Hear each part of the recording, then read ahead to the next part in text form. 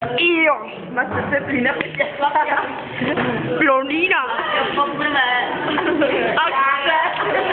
Slovo na D nevíme. Slovo na D. Diskutujeme. Na D. Máme debatu to. Máme debatu. Dokonalou. Dokonalou debatu. Když to půjdeme taky Laura.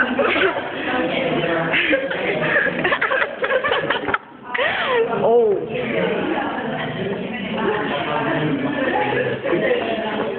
Dračice Dáda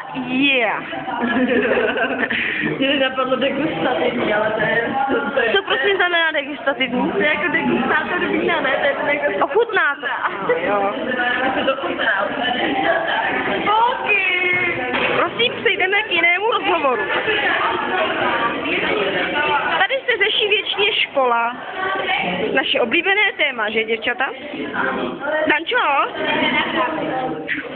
Já nenahrávám. Já nenahrávám. To je Verča, naše manažerka projektu. A co to je manažer? To se v bankovnictví nedozvíme. Péťula, písařka, jo. Zuzi, jukni se. Stydí se. Danča? Nejmenší človíček ze třídy. Nejvyšší. A tohle pro změnu nejvyšší. Nejvyšší. A tady se nám někdo červená. Kdo pak to bude?